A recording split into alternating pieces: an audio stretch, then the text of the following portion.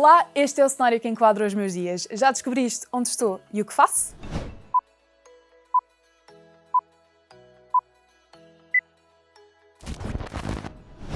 Se disseste jornalista, acertaste na profissão. Se disseste canivete suíço, acertaste em cheio. Vamos explicar-te o porquê nesta viagem onde falaremos sobre média, jornalismo e os desafios que se lhe colocam. Para começar, sabes distinguir média de jornalismo? Sim ou não?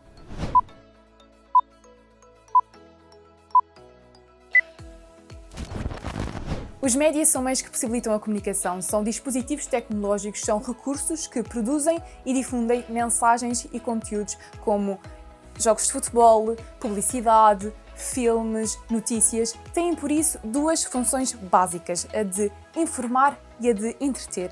E agora, já consegues nomear alguns?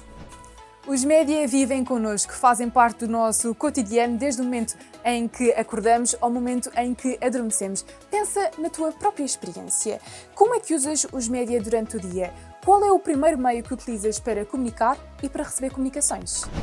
O conceito que descreve essa utilização é dieta mediática, o que traduzido em miúdos representa o consumo de conteúdos mediáticos durante um certo período de tempo. Tal como a dieta alimentar, o melhor é diversificar. Quando falamos em média, pensamos em média tradicionais ou em novos média, aqueles que se desenvolveram com o aparecimento da internet. Vamos identificá-los? Quais são, na tua opinião, os média tradicionais e os novos média?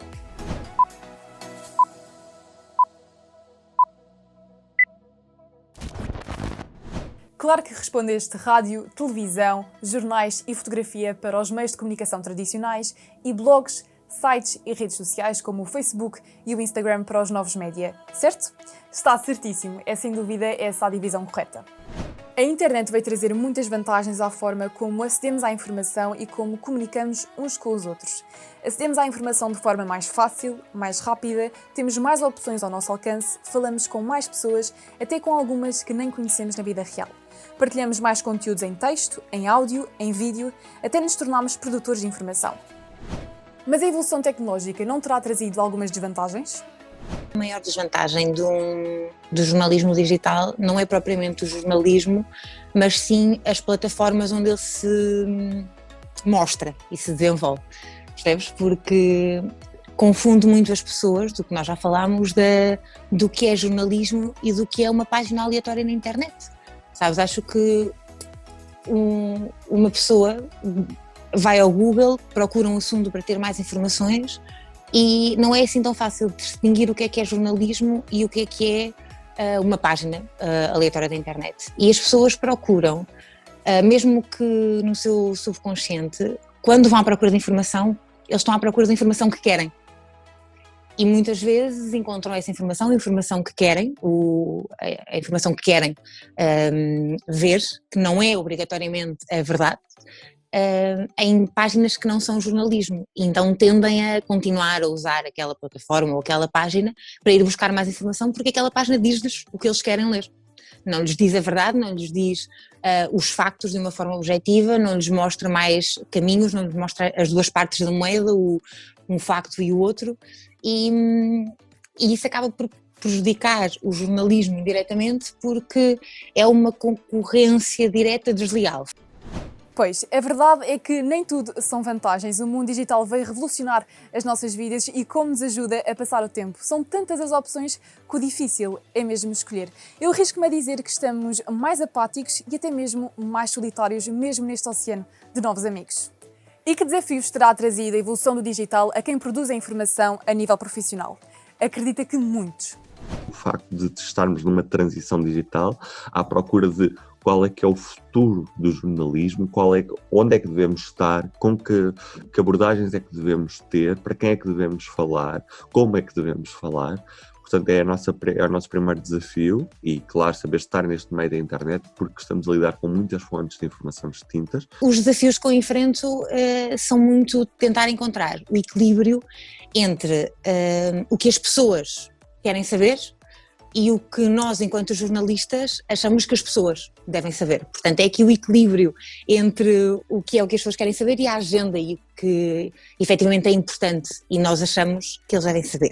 Eu acho que a grande revolução do jornalismo daqui para a frente vai ser uma revolução do tempo. É preciso haver Os jornalistas precisam de mais tempo para fazer o seu trabalho. O desafio, que na verdade é também parte disto que estivemos a falar agora, é uma revolução do modelo de sustentabilidade, que muita gente chama modelo de negócio, mas eu não acredito que o jornalismo deva ser um negócio ou possa ser um negócio. Eu acho que transformar o jornalismo num negócio é contra o jornalismo.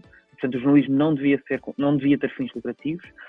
O acesso ao jornalismo é uma necessidade básica e o acesso à informação devia ser um bem público. Em relação às vantagens da tecnologia, nós temos de perceber que, por muito que falemos em crise no jornalismo, nós nunca fomos tão lidos como hoje. Porquê? Porque nós chegamos a uma audiência verdadeiramente global. Se há 30 anos nós estávamos dependentes das pessoas que nos compravam numa banca de jornais ou que nos liam numa biblioteca, nós hoje temos uma audiência potencial correspondente a, por exemplo, no caso do Público, a todos os leitores de língua portuguesa. Porquê? Porque nós não temos barreiras, nós não temos estas fronteiras. Todas as pessoas que estejam onde estiverem, que forem a público.pt, poderão ler as nossas notícias do Jornal Público. Por outro lado, acho que a mais-valia de consumir jornalismo no digital é exatamente essa parte da multimédia. Porque com a multimédia nós conseguimos coisas que garantidamente não conseguimos na imprensa. Temos mais formas e mais ferramentas de contar a mesma história de uma forma, não diria melhor, mas diferente. E esta rápida mudança tecnológica que existiu na produção de conteúdo média, no geral, não só no jornalismo, o Fumaça nunca teria existido, não é? Projetos como Divergente nunca tinham existido, projetos como de jornalismo independente pela Europa fora ou pelo mundo fora teriam tido muito mais dificuldade em disseminar a informação que produziam, principalmente porque não tinham as ferramentas, os recursos, o capital até que os grandes órgãos de comunicação social têm, não é? Há quem diga que o jornalismo está em vias de extinção e há quem defenda que nunca foi tão necessário. Qual é a tua opinião?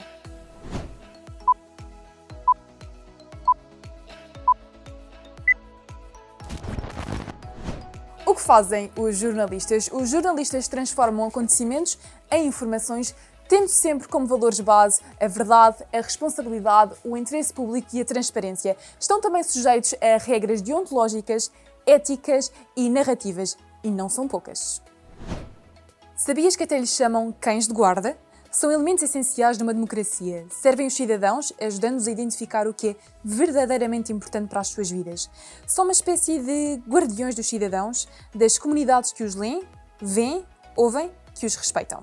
Trabalham contra-relógio de modo a perceber se as informações são verdadeiras ou não passam de meros boatos. Trabalham em múltiplas plataformas de vídeo, texto, áudio, daí a história dos canivetes suíços. Cruzar fontes que se ande para trás na história. Porquê? Porque um dia em que seja dada uma notícia que não esteja bem assente em determinadas fontes e que essa notícia venha a revelar falsa, a credibilidade do jornalista é verdadeiramente atacada e nesse caso temos o nosso nome à prova a cada notícia que publicamos, e bem, porque é uma responsabilidade adicional que temos. A coisa mais importante quando tu queres ser jornalista é efetivamente querer ser jornalista. E quereres muito. Não ser só aquela coisa de se calhar era engraçado ser jornalista. Não, tens de querer. E a partir do momento em que tu queres uma coisa, tens de lutar por ela, sabes? E tens de perceber quais é que são as melhores coisas, as melhores ferramentas que tu tens para conseguir esse objetivo. Uma coisa que me parece óbvia que é precisão, precisa ter empatia, pelo menos. Precisa de querer saber do que as pessoas dizem. E acho que a mim parece-me que essa é a primeira competência que os jornalistas devem ter. É querer realmente saber o que é que se passa e não ir apenas à procura do soundbite. A segunda parece-me que é saber contar histórias. Pode parecer às vezes estranho, porque a maior parte das peças que nós vemos em órgãos de comunicação hoje em dia são notícias sem história absolutamente nenhuma, não é? Talvez uma das outras competências que seja necessária de jornalistas é estar aberto ao feedback, é estar aberto à discussão e procurar a discussão e procurar o feedback de outras pessoas. É verdade, pode parecer estranho, mas um jornalista tem a seu dispor todas estas ferramentas, mas é crucial que saiba contar uma história, tenha curiosidade e saiba ouvir as reações ao seu trabalho. Mas como é que um jornalista sabe qual a melhor ferramenta para contar a sua história? No digital vais ter sempre mais formas e formas mais diferentes de contar uma história. porque tens muito mais ferramentas, podes contá-la de muitas formas, além da narrativa que tu crias, não é? E do que é que tu escreves, tu podes escolher mostrar a história em vídeo, podes escolher mostrar a história em podcast, podes escolher mostrar a história numa infografia interativa, por exemplo. E eu acho que é importante que tu conheças bem as diferentes plataformas onde podes contar, não é? Em vídeo, ou em infografia, ou em tudo mais, para tentar perceber caso a caso e história a história que ferramenta é que vai trazer mais vantagens à narrativa que tu queres criar. Porque todas as ferramentas têm mais valias, não é?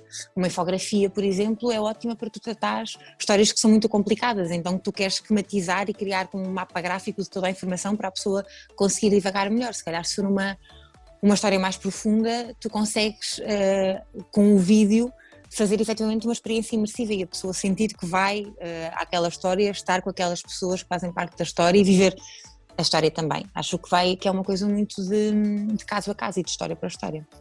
Com tantas possibilidades de fazer jornalismo, seria de esperar que houvesse um jornalismo melhor do que nunca, mas os especialistas indicam que o jornalismo está a passar uma crise de credibilidade. E tu? Consideras o jornalismo de hoje credível?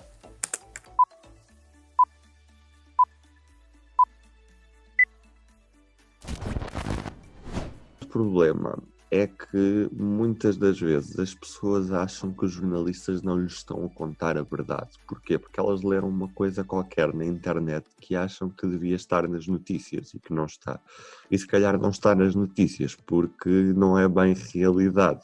E por isso é que ganham força estes grupos com teorias da conspiração, estes grupos no Facebook e noutras redes sociais, que agregam pessoas em volta de um determinado assunto e falas acreditar em algo que na realidade não existe. Eu não acredito que o jornalismo esteja a perder credibilidade.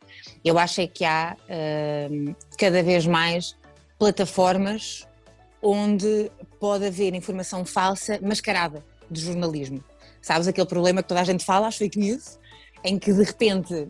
Por exemplo, eu quero saber alguma coisa sobre determinado assunto, a pandemia, por exemplo, quero saber alguma coisa sobre a Covid-19 em Portugal. E o que é que eu faço? Eu vou ao Google, esse pináculo da informação, e vou escrever pandemia Portugal. E vão aparecer uma série de páginas que eu entendo como informação e muitas vezes entendo como jornalismo, porque na verdade são páginas da internet que têm informação que há de ter sido lá posta por alguém e eu vou confiar naquilo. Problema. Porque isso não é jornalismo. O jornalismo são, aliás, como sabemos nós, fontes de órgãos de comunicação que são regulados por entidades competentes que determinam e garantem a credibilidade e a veracidade da informação que é tratada. Crise de credibilidade no jornalismo. Basta olhar para as estatísticas e para os questionários que são feitos nos últimos 10 ou 20 anos para perceber que há um declínio brutal da confiança que as pessoas têm nos jornalistas e nos órgãos de comunicação social, principalmente nos órgãos tradicionais. Agora, há vários motivos por que isso aconteceu, mas acho que o principal motivo foi porque nós, jornalistas, ou nós, órgãos de comunicação social, ou as pessoas que mandam nos órgãos de comunicação social, fizeram uma escolha que foi nós temos que produzir mais e não produzir melhor. Nós preferimos a quantidade à qualidade.